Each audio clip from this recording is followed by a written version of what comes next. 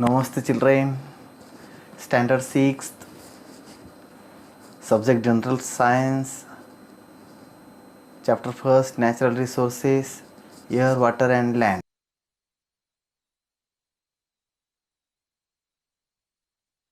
पहिलं प्रकरण ज्याचं नाव आहे नैसर्गिक संसाधने, हवा, पाणी आणि जमीन. 3 spheres have formed on earth naturally. These are 1. Atmosphere, 2. Hydrosphere, 3. Lithosphere. पृथ्वीचं जे आवरण बनलेलं आहे ते 3 आवरणांनी बनलेलं आहे. त्याच्यापैकी पहिलं वातावरण, दुसरं जलावरण आणि तिसरं शिलावरण. Natural resources, air, water and land are the factors important for sustaining the living world on the earth and fulfilling their basic needs. They are called natural resources. Natural resources म्हणजे काय असा प्रश्न विचारल्यानंतर आपल्याला ही डेफिनेशन लिहायची आहे आणि ही definition आपल्याला तोंडपाठ करून ठेवायची आहे.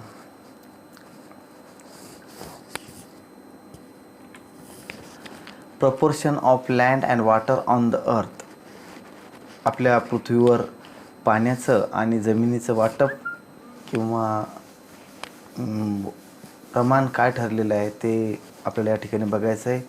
विथ डायग्राम आपण ते पाहणार आहोत. A land 29% on the earth and water is 71% on the अर्थ.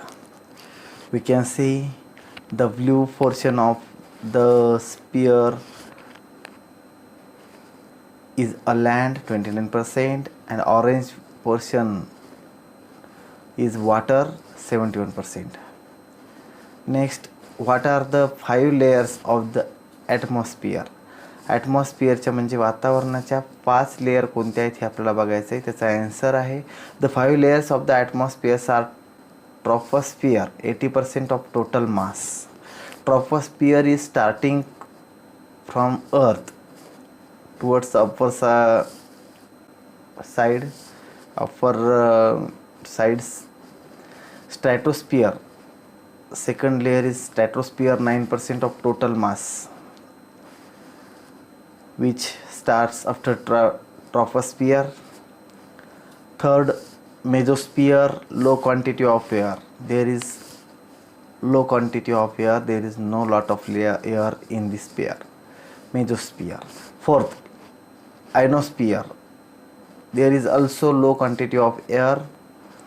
And last, fifth, which is the highest layer of atmosphere, exosphere, and there is no gas present. There is no gas present. Thus these are the 5 layers of atmosphere. Proportion of the various gases in the air. आपल्या सभोवती वातावरणामध्ये असलेल्या हवेचं प्रमाण काय आहे हे आपल्याला पाहायचं आहे.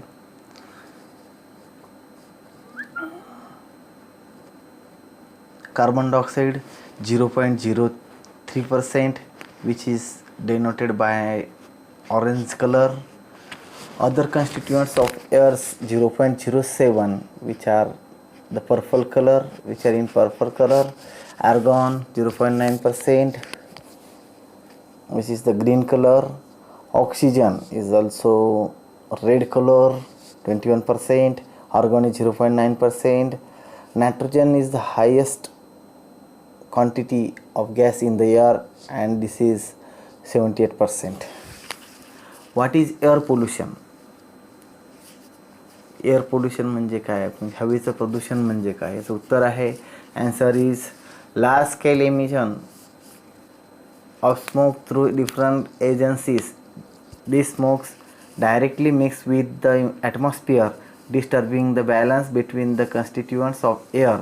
दिस is called air pollutions. Some uses of gases in air. आपल्या हवेमध्ये जे गॅसेस आहेत त्यांचे काही युजेस आपल्याला या ठिकाणी पाहायचं आहे. First is nitrogen, helps living things to build the necessary proteins. It is useful in the proportion of ammonia and in airtight packaging of foodstuffs. Nitrogen हा लिव्हिंग थिंग्सचा गरजा भागवण्यासाठी अतिशय आवश्यक असा गॅस आहे.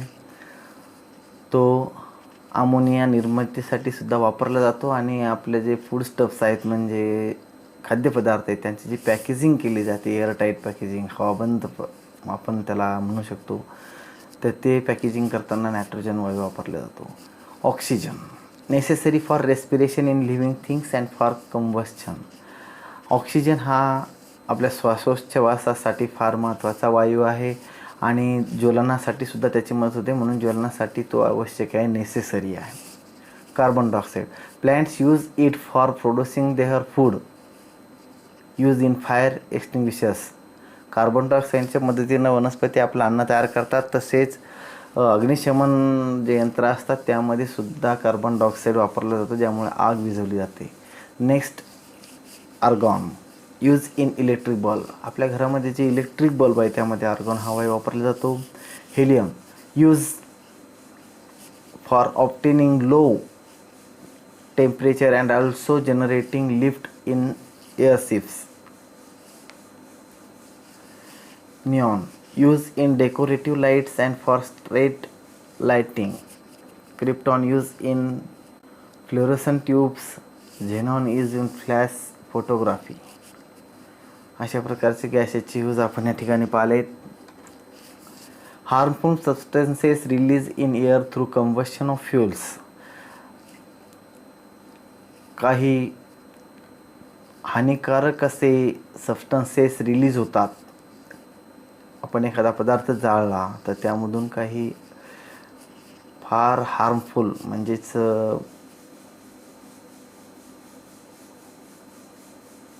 आपल्याला निरुपयोगी म्हणता येईल किंवा हानिकारक म्हणता येईल, हानिकारक सबस्टन्सेस रिलीज होतात. त्यामध्ये nitrogen dioxide, carbon dioxide, carbon monoxide, sulphur dioxide and suit.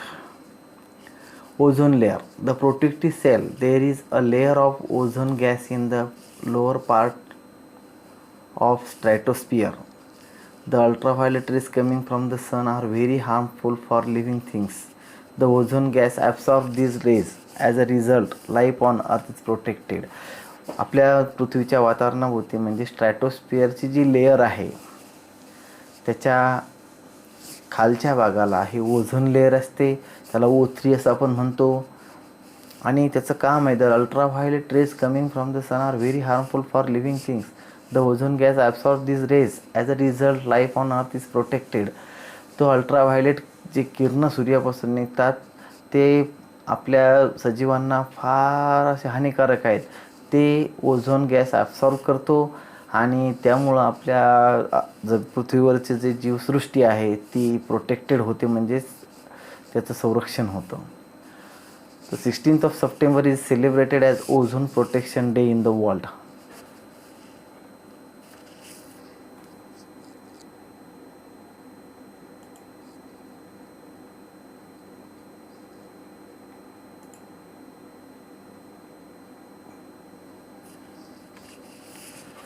Water in nature. Water occurs in 3 states.